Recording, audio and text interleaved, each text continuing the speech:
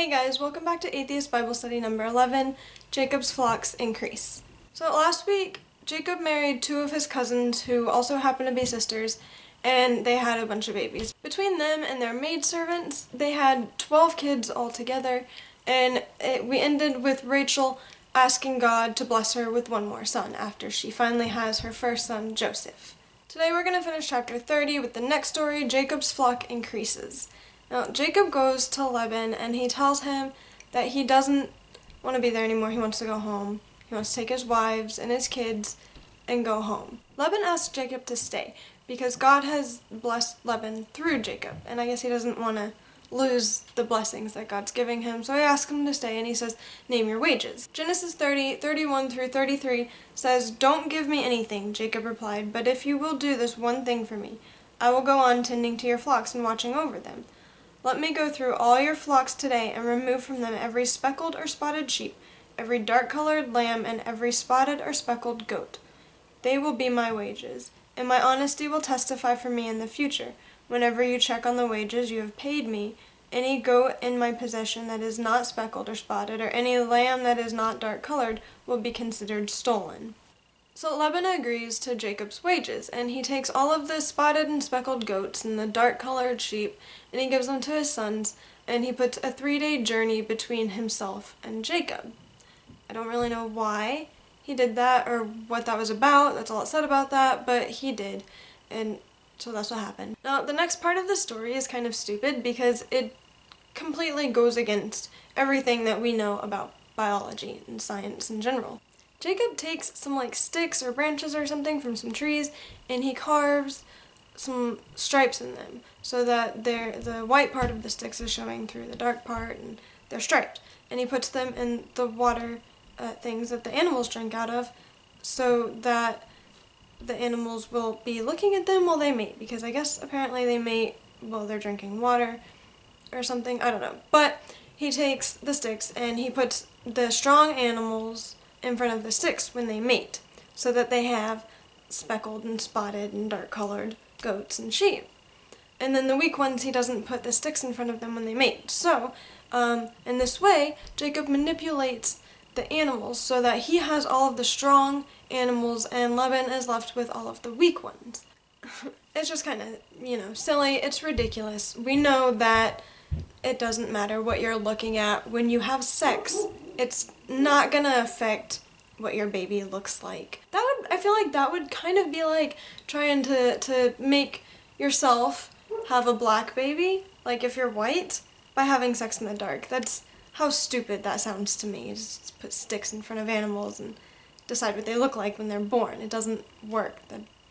It doesn't work that way. But like I said, Jacob ends up with all the strong animals because he manipulated the mating process and biology, apparently, and Levin ends up with all of the weak ones. Chapter 30, verse 43 of Genesis says, in this way the man grew exceedingly prosperous and came to own large flocks and maidservants and menservants and camels and donkeys. Camels. Domesticated camels did not exist in this time, so it would be impossible for Jacob to acquire camels because there weren't any that were domesticated yet. Chapter 31, Jacob flees from Laban. Jacob hears Laban's sons basically talking shit about him, complaining about him, and he also notices that Laban's attitude towards him, Jacob, has changed. In other words, Jacob thinks Laban has a bad attitude, so he goes to his wives and he tells them, your father's attitude towards me has changed. He's cheated me. He's changed my wages 10 times. We need to go. He also mentioned, he said, God took away from your father's livestock and gave them to me. No. If Jacob's trick with the sticks had anything to do with it, if it worked, that was him. He made that happen. He's blaming God. He's not gonna take responsibility for deceiving Laban. Of course. Jacob thinks he can do no wrong. At least that's the way it seems to me. He thinks that he can do no wrong. Everything he does is justified. And I really hate people like that. Personally, I'm not a big fan of Jacob. In chapter 31, verses 10 through 13, Jacob goes on to say, In breeding season, I once had a dream in which I looked up and saw that the male goats mating with the flock were streaked, speckled, or spotted. The angel of God said to me in the dream, 'Jacob.' I answered, 'Here I am.' And he said, 'Look up and see that all the male goats mating with the flock are streaked, speckled, or spotted, for I have seen all that Laban has been doing to you. I am the God of Bethel, where you anointed a pillar and where you made a vow to me. Now leave this land at once and go back to your native land.'" Leah and Rachel agree with Jacob because they want their father's wealth. So they agree to go with him back home, back to Jacob's home. And when they do that, Rachel goes and it says that she steals her father's household gods. I don't know what that means. It didn't say what that was. It didn't, the Bible has a lot of little, cliff notes on the bottom that explain things. I looked for one for that. There wasn't one, so I don't really know what household gods means. I didn't look it up. I probably will after I make this now because I'm curious and I'm thinking about it, but I didn't look it up. So if you know what it is, then let me know in the comment section below. We're gonna finish up chapter 31, and then that's gonna be it for this video. So chapter 31, Laban pursues Jacob. So at this point, it's been 3 days since Jacob left, and Laban is just now learning about them leaving. So for the past 3 days, he hasn't known that they were gone. He hasn't noticed. So Laban and his relatives pack up and they go pursue Jacob. They go after him. And they travel for 7 days and then they finally catch up with him. Jacob had a 3-day head start on Levin, but Levin still caught up to him. It just took him 7 days. Levin doesn't pursue Jacob right away. He goes to sleep and he has a dream. And of course, God comes to him in his dream and he says to him, "Be careful not to say anything to Jacob, either good or bad." That's it. No explanation as to why, just don't talk to him. But Laban doesn't listen to God. He goes to Jacob, and Genesis 31, 26 through 30 says, "Then Laban said to Jacob, 'What have you done? You've deceived me, and you've carried off my daughters like captives in war. Why did you run off secretly and deceive me? Why didn't you tell me so I could send you away with joy and singing to the music of tambourines and harps? You didn't even let me kiss my grandchildren and daughters goodbye. You have done a foolish thing. I have the power to harm you, but last night God of your fathers said to me, "Be careful not to say anything to Jacob, either good or bad." Now you have gone off because you long to return to your father's house. But why did you steal my gods?" So at the end of this whole long rant that Levin is going on, he's like, "You didn't even let me say goodbye to my daughters, blah, blah, blah. I would have sent you off joyfully." But at the end of it, all he really cares about is his household gods, and he wants them back. But Jacob doesn't know. At this point, he doesn't know that Rachel took them. So Jacob's like, "I don't have your gods. I don't really know what you want from me, but you can check my tents and look for them, and if you find them, take them, but I didn't take them." More or less is what he said. So Laban does. He checks all the tents, his tent, Leah's, Rachel's, everybody's, all over the place, but he doesn't find them, because Rachel has them in a saddlebag, and she's sitting on it. I guess she's up on a camel. That wouldn't exist then, but she's sitting on the gods, so he doesn't find them. When Levin wants her to get up, I guess, so he can check the saddles that she's sitting on, she says to him, "I can't stand up because I'm having my period." What? Since when has being on your period ever stopped anybody from physically being able to stand up? It hasn't. It doesn't. It won't.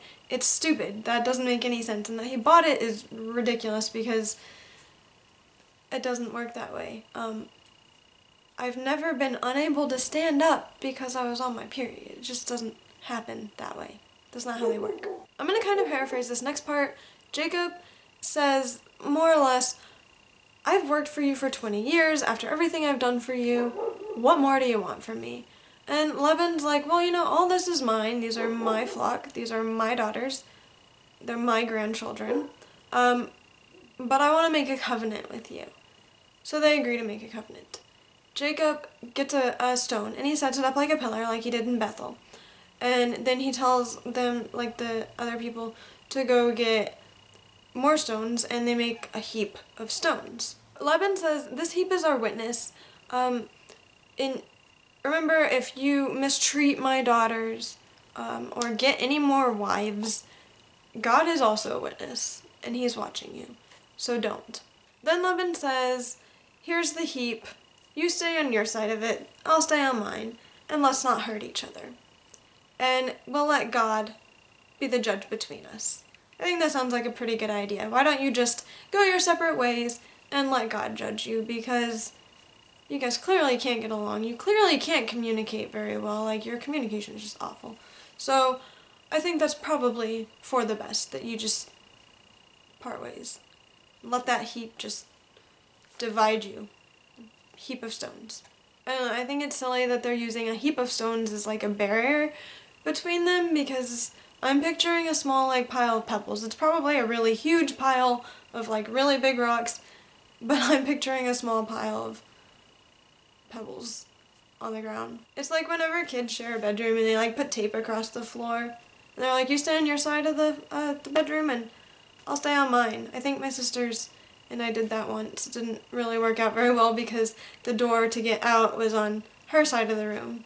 So I had to cross, and it wasn't, it didn't make any sense to do it. And it doesn't make any sense to use a heap of rocks to do it this way either. It's kind of dumb. But whatever works. They agree to it. They're happy. That's great.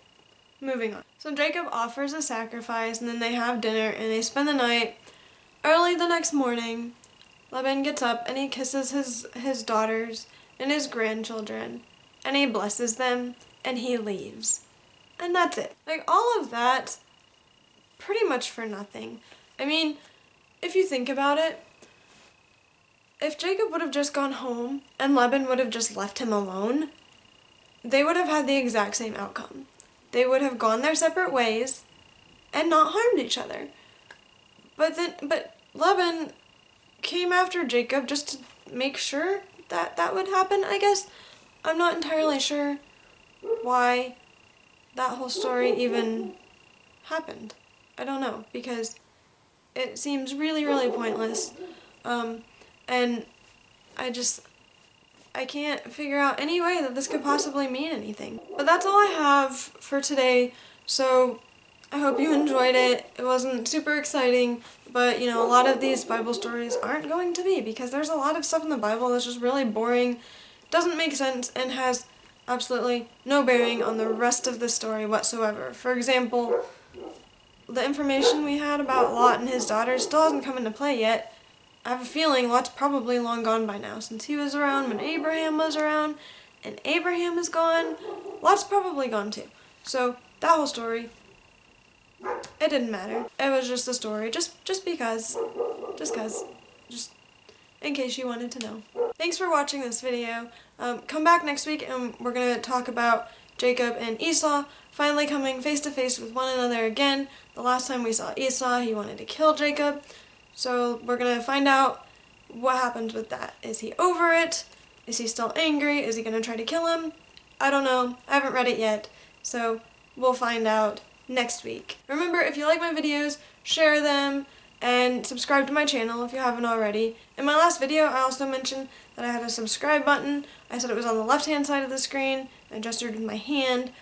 It's my left on camera, but whenever I edited that, it was on the right side. So you're right, my left. There's a little symbol. If you're not subscribed, click on it. It'll subscribe you. And if you are subscribed, you don't have to worry about it. So I need to go let my dog in because she's barking. I don't know if you can hear her or not, but I'm sure my neighbors can. It's 11:30 at night, so I'm gonna go do that. Come back next week and check out my next video.